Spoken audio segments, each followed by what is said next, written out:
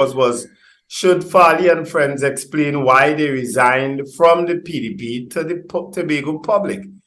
23 said yes, 4 said no. 23 persons said yes, 4 people said no. And see that issue of that water down at Abattoir, but bubbling out of the eastbound lane. That's recording in progress. Three days, you know. Water has been coming out. I videotaped it yesterday actually to send it on, and I haven't as yet. But that water has been escaping. That sewer is a sewer main. It's a sewer main? Well, that looks like a sewer to me. I don't know. It looks like sewer to me. So are you trying to tell me that my car is full of sewer water? Oh, you mean is that the part in the road where it's coming up from the road itself on the eastbound? Yes. Does that look like a sewer manhole to you? It could be, yeah. I don't know. I think it is. Sure. Anyway, let's head across over the seas to Tobago. Let's say good morning to Mr. Martin George. Martin, good morning. How you going? Yeah, hi. Good morning, guys. Good morning, Trinidad and Tobago. Yeah, I'm great. Lovely. When we coming across to eat some ham and pastel and black cake and shake a glass of punch of creme. You just say the word. let me call Cal now. All right. Well, thanks so much for joining us, Martin. Yeah, sure. It's a pleasure. So you're in the hot seat there, boy. You're in that hot island.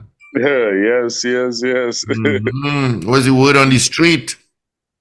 Well, the thing is, the issue is not just a legal issue. There may be a moral and ethical aspect to the entire scenario. I think legally we can conclude that, yes, the THA Act is indeed silent on this aspect of the crossing of the floor, which is present in the national parliament in terms of the Constitution of Trinidad and Tobago, because Section 49(2)(e) makes it clear that basically if in the national parliament you elected to be a member of the House of Representatives through a political party, and during the course of time, you either leave that party or you are ejected from that party, then your seat is declared vacant. You must give it up, and then a by-election has to be held. In the THA Act, there's no corresponding provision. So it may very well be that what they have done can, pass the test for legality in that sense. In other words, you may not be able to declare it illegal. That is, unless, of course, you try to invoke the standing orders of the THA Act, because Section 92 of the standing orders of the THA Act make it clear that where these standing orders are silent on any issue, and they are clearly silent on the issue of crossing the floor, then it says that you should have recourse to what occurs in the national parliament in terms of the practice and usage. And the practice and usage in the national parliament is that if you leave your political party or you are ejected from your political party, then of course you must give up your seat.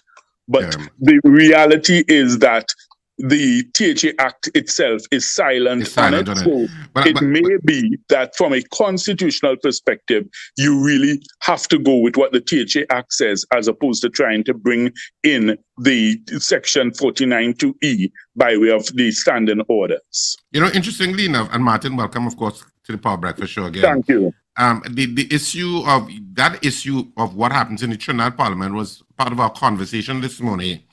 And that we weren't sure, I could not remember what was the situation with regard to Hubert Volney.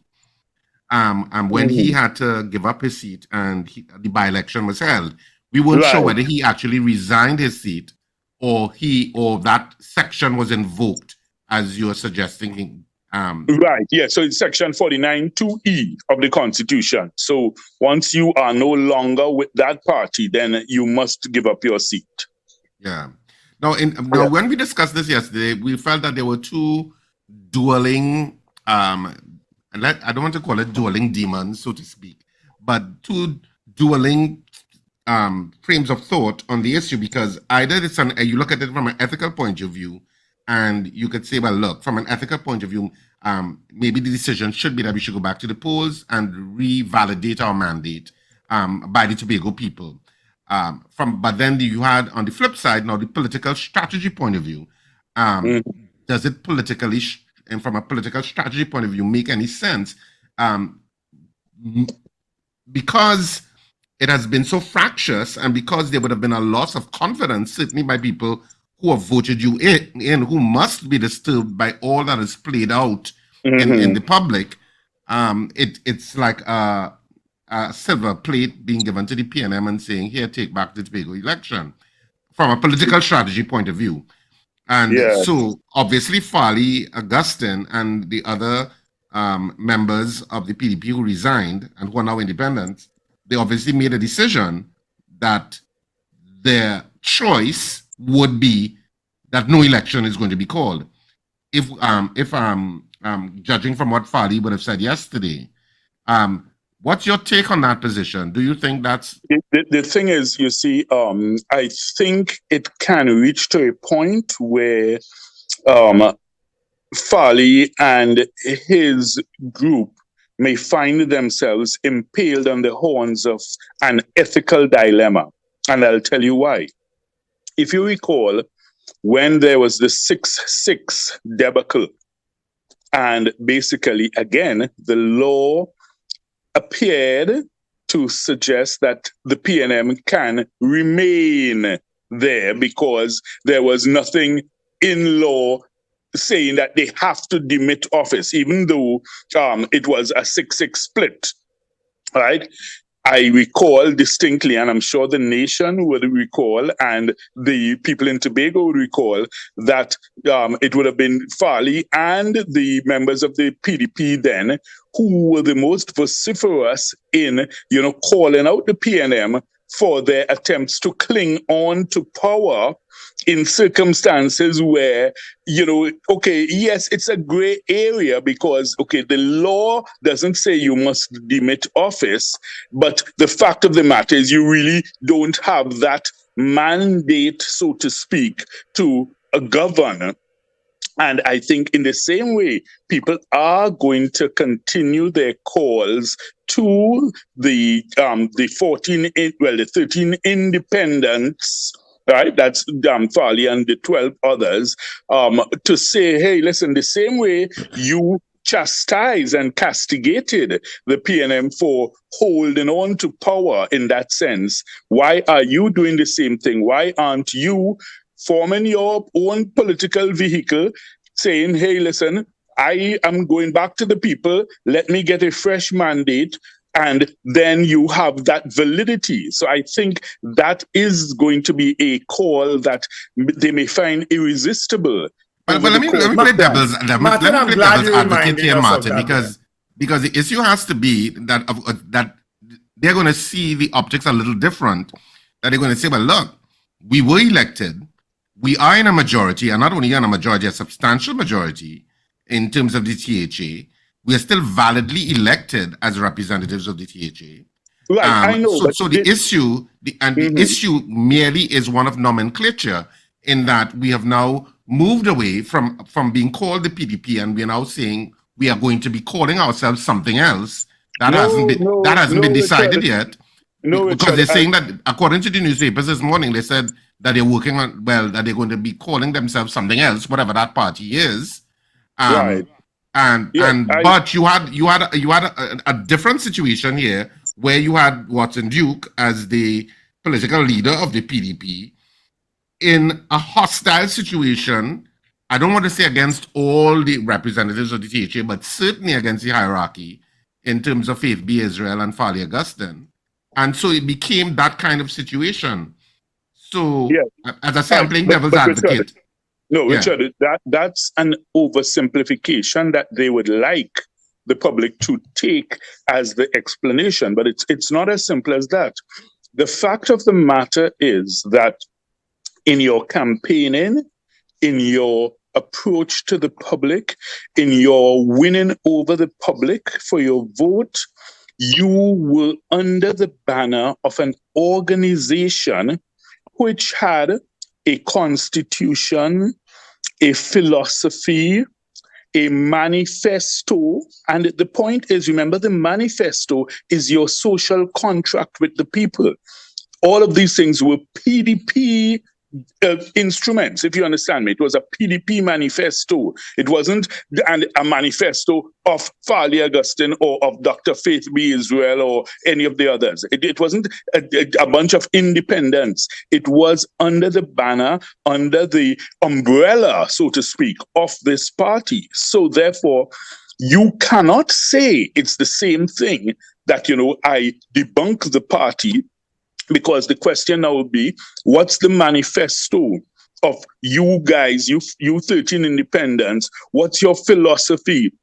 What is the umbrella organization or the philosophy, the principles that Tobagoans can hold you accountable to? Because if you remember, in addition to that, if you recall, as PDP members, they all signed a social contract.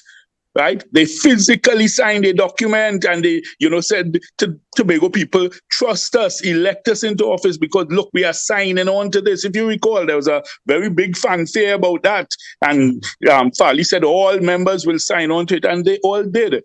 So I think it goes deeper than just to simply say, well, I have been elected, so therefore I can hold on to the seat. Yes, you were elected, but you were elected under the umbrella of an organization that would have helped to ensure the public trust and faith. If you were going as an individual, would you necessarily have been elected? In other words, if you ran as an independent. Well, now is a good time, Martin, to ask you our poll this morning. Do you believe that they owe the Tobago public an explanation as to why they resigned from the PDP? Because they haven't given one thus far. Of course they owe an explanation. That, I think, goes without question. Yeah. Martin. I know they have said but something. Martin, if you were advising them, if you were an advisor to Farley Augustine and Dr. Faith B. Israel, what would you tell them to do? Well, the thing is, I try to limit my advice to legal issues. So, in terms of the legal position, I think it's weighing more in their favor, definitely, I would think, but it's not that it can't be open to the possibility of a challenge, and one never knows how a court may interpret it.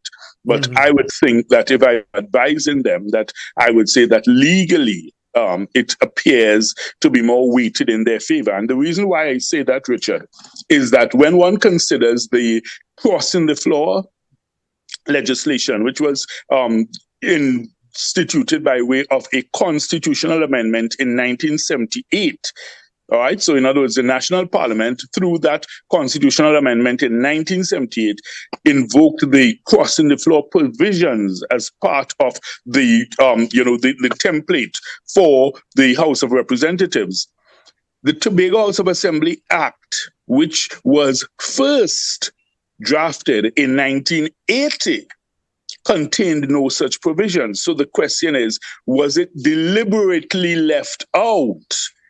So therefore, in other words, you can't then say, well, look, let's use the standing orders to bring it back in when it appears that a piece of serious legislation, which was drafted 2 years after, deliberately seemed to have left it out, Or, of course, the question may be, was it left out by inadvertence? In which case, some may argue that, look, Section 92 of the standing orders should apply, and you then now have recourse to Section 49(2)(e). But, on the face of it, the fact that it's not there, and it was fairly recent legislation, you ask yourself, was it deliberately left out? I saw Mr. Farley Augustine speaking to that issue, and he appears to have some insight into the mind of former Prime Minister Robinson. because he says that he knows that Mr. Robinson did not want that provision in there and that it was left out deliberately. That's what he seems to suggest. Clearly, he knows things that, I am not privy to. But it's interesting. I actually would like to see this tested by way of a legal challenge, because one way or the other, I think we need to have it resolved, because it's an interesting aspect of the national politics which is absent from the THA Act. Martin, good morning. Two-part question. One, do you think that they're calling themselves independents, but are they really, if they're moving as a collective? One. And two, how much has this latest imbroglio, and this is not the first imbroglio that the Mr. Augustine as Chief Secretary has endured. The first year has been characterized by bacchanal confusion, division. He's a relatively new politician. And second part of the question, how much has this damaged his political credibility, if at all? The thing is, I wouldn't say that there's necessarily a tremendous amount of damage to his political credibility, but this is a position that can be eroded over time. And that's why I'm saying the moral imperative, I think once those calls keep growing and once you have more and more persons, saying, hey, listen, you need to get a fresh mandate, I think that's where his political credibility would start to be, diminished. And as I say, particularly juxtaposed against the, corollary where you had the PNM holding on to office in the 6-6 debacle, and the PNM had been voted into office, Richard, if you recall. Yes, by way of the elections, they were no longer the valid representatives, but the point is the THA Act seemed to allow for them to remain there until a new executive was appointed, and no new executive was appointed. So therefore, in the same way that, persons kept calling on them, I think that the calls by those who are saying that there should be fresh elections may become irresistible over time. But think about the scenario in Tobago as is in Trinidad. It is very easy for Mr. Augustine to say, well, those calls are mired in the political lens, and what's Duke is just trying to stir up trouble. What is the barometer for whether those calls are credible or not? Well, I would think that it's not just a question of, looking at it from the, of course, the confrontational aspect of, the Watson Duke camp as opposed to the Farley camp. I think it's a question of the consideration of the views of the average Tobagonian on the ground, the views of civil society groups, the views of the interest groups, the business community, the unions, all those bodies, and of course the religious groups, because that's the very powerful lobby in Tobago. So it would be, I think, a combination of all those views, and if those views begin to coalesce and it becomes, from mere mumblings to a cacophony of sound that is going to overwhelm the current members who are there in the THA, I think they would then have no choice but to, pay heed to those voices and, dissolve the assembly. Well, let me pose this scenario to you, Mr. George, in that the PDP could not have had that significant swing after the 6-all tie, if not for probably disgruntled PNM people. Let's face that reality, right? Disgruntled PNM people who did not like the leadership at the time and so on. And so those people probably now would clearly go back to a PNM led by Ansel Dennis.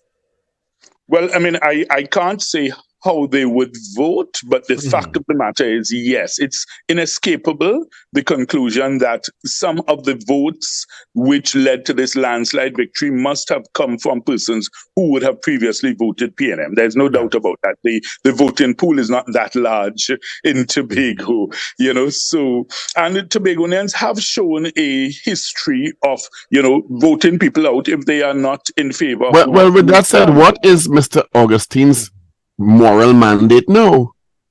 And that's a question I'm asking. And, the thing is, I know it's an uncomfortable question, and I know they probably would not like me raising that issue, but I think it's something that can't be swept under the rug, and it needs to be addressed fully and frontally and to the satisfaction of, as I say, the average man in the street in Tobago. Yeah. Because you are hearing persons saying that. I saw some interviews on the television last night and the night before where, ordinary citizens were saying, but hey, listen, in that case, I didn't vote for an independent. I voted for a party with some sort of structure, some sort of leadership, some sort of constitution, some sort of, philosophy, and some sort of manifesto. Yeah. Whereas now these 13 and with that said, what is his challenge in trying to introduce a new party that they may be a part of midstream now? Because this new entity, let's call it the hibiscus. You understand? FNF. Let's call it FNF. No, let's not call it that. That's Sioni. Okay? Let's call it the hibiscus hypothetically, because you know why you're saying that. Okay? And now you try to introduce a party philosophy, a party symbol midstream before an election that people know nothing about. You can't campaign while in the assembly, to me, ethically. Yes. You are introducing something while you are midstream. That to me has many, many challenges.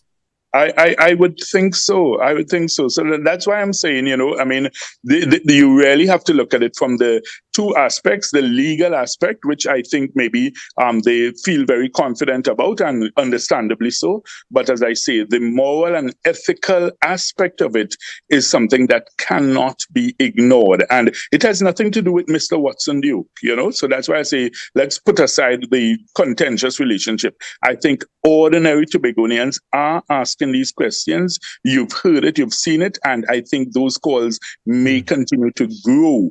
And I think once that groundswell of public opinion reaches that critical mass, that tipping point, as the author Malcolm Gladwell speaks about, I think once that tipping point is reached, I don't think Mr. Augustine will have a choice. He will have to dissolve the assembly and make that call for fresh elections. Reference Watson Duke now, because he will now have to, because clearly he's not going to give up and not going to give up politics, because he has a dream, a vision, and a hope. How do you think he now would maneuver around this issue? Because he will now have to find new people as per se. Do you think that he still has that groundswell of support and charisma in Tobago to resurge and pose a challenge? Well, I certainly think that Watson still has very good political capital in Tobago, because persons know that he was really the one who was the torch bearer, the standard bearer. He was the one on the ground, walking about with his bullhorn, to the point where, he actually created this out of nothing. So I think that persons know that, and they will still give him that respect. The problem is that he does have a tremendous amount of negative baggage that he carries with him. Hence the reason that, he made it clear early up in the stage A election, the last one, that, he has nominated and anointed Farley to be the chief secretary, because there was, a perception that there was tremendously more likability in Mr. Farley Augustine than there appeared to be in Mr. Watson Duke, because, you know, of course, you have those who love Mr. Watson Duke, but then, of course, you have those who... You're being very kind. Farley had a clean slate, Watson Duke didn't. Don't talk about likability. One had a clean slate and one didn't. You're being very politically correct here, Martin George. My words nicely, the baggage so heavy, it came past through customs. Yeah, so the thing is that moving forward, I think again he is going to have to find persons who have that attractive public persona who he can surround himself with. So even though he may remain the driving force of the party, he can't continue to be the face of the party front and center all the time. But he's done it already successfully. Well, no, the thing is, no, I don't think that the PDP would have been as successful as they were had he not put Farley actually. Well, that's exactly my point. He's done that already. He understood the importance of assessing his own capital and his own public reputation. Because he is not the kind of personality to second place just so. It was in strategy. And I'm saying he's done it already. Yeah, but Martin, why would he go through that route again? Because you have already seen what the outcome has been and will probably be. Well, I'm not sure everyone will necessarily take the steps that Mr. Augustine and the other 12 took. So I guess Mr. Duke would. But I'm not necessarily talking about the steps of resigning, but the issue of the kind of powerful alpha personality that Watson Duke has, vis-a-vis playing second fiddle in a power structure, where you're putting somebody ahead of you to become chief secretary because you're going out to win. And why would you think that the same recipe for disaster that occurred is not going to occur again? Well, I think it's something he has to consider. But then remember, as Wendell quite rightly mentioned in the introduction to this discussion, this aspect of the discussion, Mr. Duke does have tremendous ambitions. And he has ambitions which go beyond Tobago. And he's made that clear. He said he's going to be campaigning in Trinidad. He's going to be contesting seats in Trinidad. In fact, he formed a branch of the PDP in Trinidad. So there's a PDP Trinidad. So, I mean, the fact of the matter is, strategically, yes, to capture the THA, he may have to go this route again, but I don't think his ambition ends there. Is Tobago a three-party jurisdiction practically? The thing is, I think it's going to be a scenario where you could end up creating an alleyway. You're doing like Moses, you part in the Red Sea, and I think the Red Army might be able to run through the middle. So Martin, in terms of likability, from a Tobago perspective, I don't know how much you would have a sense of people on the ground. Who do people like more? Do they like Farley Augustine more? Do they like Watson Duke more? Because likability matters in a political... Yes. I think, in terms of mainstream, you do have a great amount of support for Mr. Augustine because he appears a little more moderate and, tempered in his remarks, his demeanor, his actions, his words. Mr. Duke is a street fighter, if you understand me. You can't change that. He's a man who would, roll in the gutter. He's a brawler. Yes, that's right. That's right. But, Martin, I made a comparison between what's happening with Watson and Farley to what happened with Kamala and Jack, in that Jack put his resources and made her prime minister, made her leader first of the party and then made her prime minister. And of course, we knew what happened when they fell out. And then Jack went on a mission to destroy her and put her out of power, which he was largely successful in doing. Do you see the Tobago public as seeing Farley as treacherous? And that's in line with what Richard asked just now. Well, some people are expressing that view, and then there's also the aspect of, the ingratitude, because persons are saying, well, hey, look, at the end of the day, it's understood that, look, you were basically appointed and anointed through the blessings of Mr. Duke. And, some persons are viewing it that way. And that is a powerful, aspect of it in Tobago, because Tobagonians, they tend to view these things, not just from the strictly legal perspective, but they also think that, it's important that you follow the moral and ethical imperatives. So I think that is something that is going to, factor in to any decision making in the future in terms of if the public opinion keeps clamoring along those lines to say, hey, listen, and of course, Mr. Duke has made it pellucid in his own, brazen style, by referring to 30 pieces of silver, and, those correlations that we have from the Bible. It might be bad karma starting to surround Farley and friends. Well, I don't know. The thing is, as I say, it's not a situation that is irredeemable, but I would think that he would earn tremendous political points and the respect of all of Tobago if it is that he took that decision. It's a risky decision. It's a difficult decision to say, hey, listen, all right, I ought to go back to the polls to get a fresh mandate. If he does so, certainly people will respect him even more. That's my view. Let's just clear up once and for all, because a caller had called and asked about it. He is the only person who can dissolve the THA and call an election. Well, at this stage, unless a court rules that the Section 49(2)(e) comes into play through the back door, so to speak, of the standing orders by Section 92. If a court makes that ruling, then of course they have no choice. But otherwise, it is going to end up being a situation where under the THA Act, it would be that they are allowed to serve the 4 years, or if they sooner than that ask for it to be dissolved. Right. What kind of timelines? Let's assume Farley Augustine is hearing all of these different voices commenting on the issue, and let's assume he's watching the Power Breakfast show this morning. Well, I will imagine that any sensible politician must tune into this show. Oh, exactly. and he's watching this Power Breakfast show this morning, and there's a lot of validity to what you said, that you will get a certain amount of respect for calling the elections and seeking a mandate. Again, of course, it could be to your detriment. It's luck of the draw.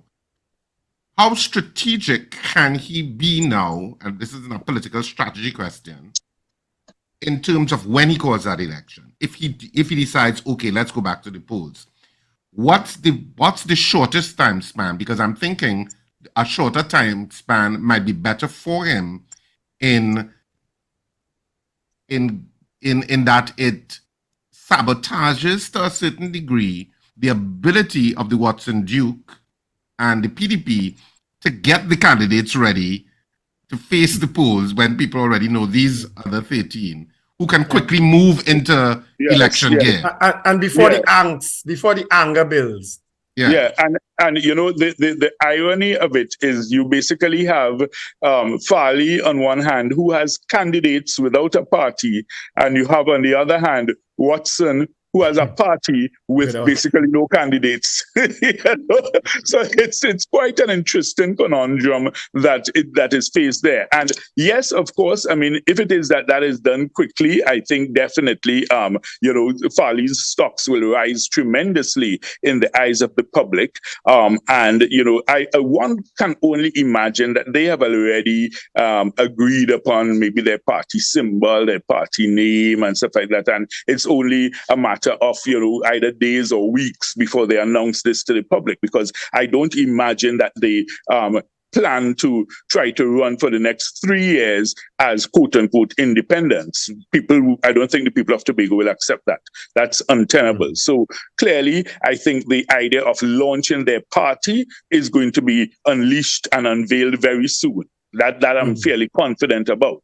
The question is, having done so, will they now seek to basically morph into saying, well, all right, so this is your new party in governance in the THA, or will they now say, hey, listen, we still need to go back and get a fresh mandate?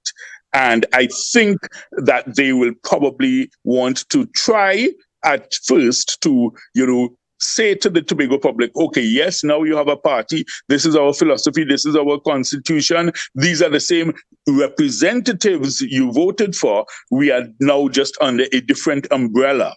Martin, so I imagine that's how they plan to play it rather than calling the election. Yeah, let me ask this question now, and this is from a legal perspective. How is the running of the THA viewed as it is now? You have Watson Duke as PDP, one.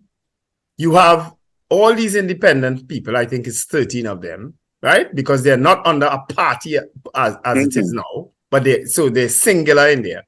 And the PNM with two, because the PNM has an assemblyman and a councillor inside of there. How can that be viewed legally? Well, I mean, the fact of the matter is, maybe we can pose the question another way. Is there anything illegal about running it that way? And on the face of it, there doesn't appear to be anything illegal about it being run that way. And of course, it depends upon how much Farley can hold his troops in line. Right now he seems to have the whip hand, and everybody's towing the line. But you never know what ambitions may emerge amongst these very independents. Yeah, we raised that this morning. All it takes is for 7 of them to get together and say, listen, we don't have confidence in Mr. Augustine as leader, and, then next thing, every Monday morning, you could have a new chief secretary, every week somebody saying, well, I want to be king because we're all independent, if you understand me. So I think that there is a lot that he has to consider in going forward. And I would think that the launch of the party and the party symbol is something that they are going to give top priority. And I'm sure we'll see it before Christmas. Yeah, I suspect, because they will have to put together a party.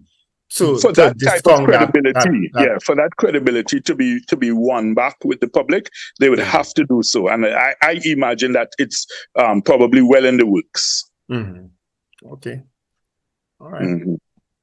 Interesting times ahead. Yes. So, gentlemen, could I thank you all for being part of the discussion, as I have to head off to another appointment. All right. Sure. So thank you so much. A great morning to you all. Thank you as always. Martin. It's a pleasure. All right. Take care. Bye-bye. All right. Thank you, Martin. All the best to you, Martin George. Same to you. Take care. All right. Very interesting times ahead. What's the time? 10 before 8. That's the time. All right. So I guess we could open the lines still and have some views coming from people whilst we are still live on YouTube. And we are live on YouTube, just in case you didn't know. So you could interact with us for a bit, Yeah. So you can take some of your calls at this point. 222-TALK, 222-8255. North Americans, of course, 866-525-1099. Absolutely toll free. And of course, people on the web and the app, you can also send your messages. Yeah. No football today, no football tomorrow. No. So, I don't know what you're going to do. Friday and Saturday. And I don't know what you're going to do mid-afternoon. Do something productive, though. I know I will. All right. So let's take your calls. So we head up towards 8 o'clock. Major news at the top of the hour. A news brief, I should say. All powered by Chamflair Auto Services. Let me just add that accident that was, I don't know if it's still there. I'm guessing it would be. I can only guess. That accident was eastbound by Courts. It was a 5-car smash up. All right. So if you realize you're slow going by eastbound by Courts, yep, there was a 5-car smash up that caused the accident. 5 cars. Oh. 5.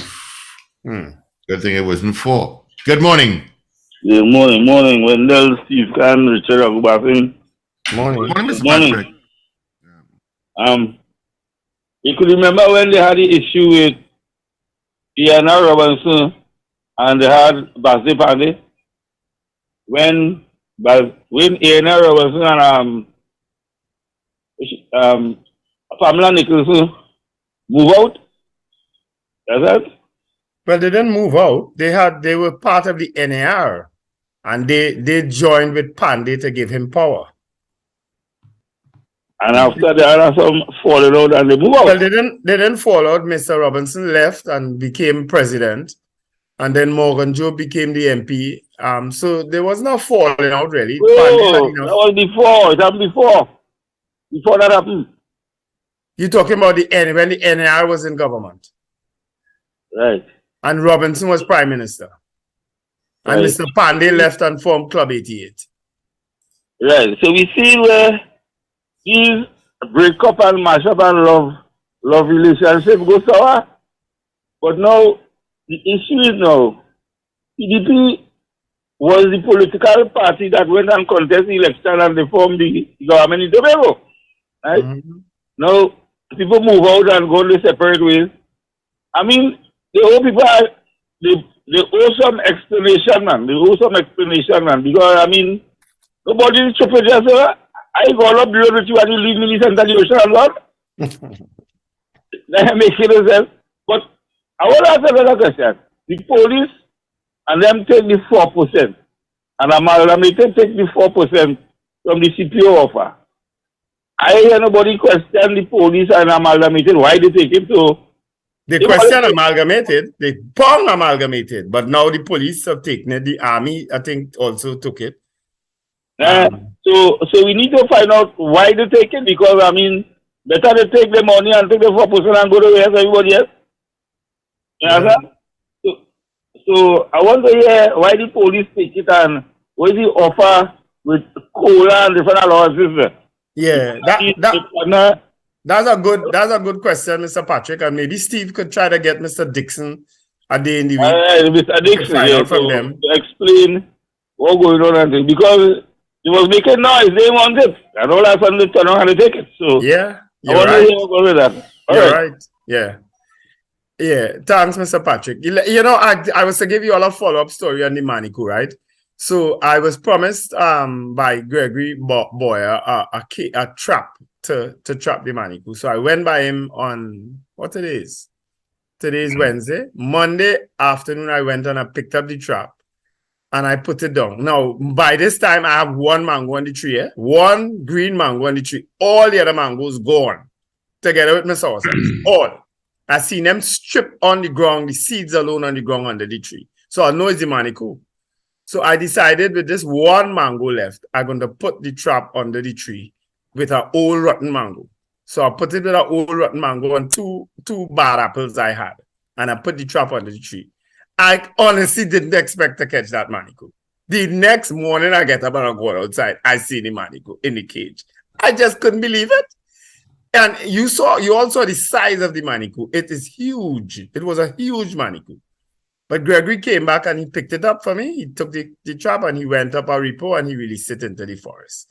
Because he said, Wendell, if you release that anywhere wrong here again, it's coming back back by you. Yeah. You understand? So he carried it up a repo and released it for me. So thank you, Gregory Boyer. And of course, maybe the Manikou for a family. Write a book, boy. No, all man could trap thing who eating the fruits. The fruit. Who eating the apple? Who eating the things? It's quite possible. You could trap anything that eating your fruits. Eating your things in them. Yeah, it's quite possible. When they showed how to trap thing that anything eating your things in them. And in one night, it didn't even take me years, because some people suffer for years, Yeah, watch out, All right. Well, we undergoing stress with people eating the things. And they could show you how to catch them. I have one single mango left on the tree. And I tell you, you let it go at a curried backside. Since you eat my mango, I will eat you. You know how many people wanted that Manikou? Curried backside. You. I'm sure it will, as Gregory said, it will improve the gene pool out there. And make a hat with the fur. You walk around with them all the time. See, you're talking Manikou don't have much fur, Paul? Your head is so big. As a matter of fact, they look very hairless. You understand? And like A scary animal, you know. That scary little critter, you know. And if they are with snarling and thinking at me, I say, what the hell is you boldface? You literally strip my 2 fruit trees. And you vex? He don't know, he looking for food. Well, Okay. boy. He like get curry. Curry down. But all's well that ends well. But somebody already warned me. I'm sure it's not only one Manikou they have around here. No, it wouldn't be one. So you have to monitor. Yeah. Say what? But I've never had a problem with I've had that mango tree for more than 10 years. Bearing, I've never had that issue before. I've had issue with birds, but not with this huge Manikou coming in my yard. Boldface so. And I think it's a shear. I don't think it was a male Manikou. I suspect very much. As a matter of fact, I'm sure it was a female Manikou. You would know. That's all I'd say. Didn't involve at all. Oh God! Look, I'm gonna join you all back on phone as I head down to City Hall, right? So I'm gonna exit at 8 o'clock and rejoin on phone on the way down to City Hall. But yeah, but we're still taking your calls as we head towards 8 a.m. So 222 talk, 222. AV is here already. Oh, we're going straight to the news. Okay. Yeah, AV is here already. She spilled coffee all over my shoe. I just want to tell you that. I tell you, AV, one of a kind, one of a kind. All right, let's get into our 8 o'clock news brief. EV is in, and it's all powered by Champlain Auto Services. This is your news bulletin from Power 102 Digital. Chief Secretary of the Tobago House of Assembly, Fali Augustine, says there will be no election in Tobago. That is his stance, despite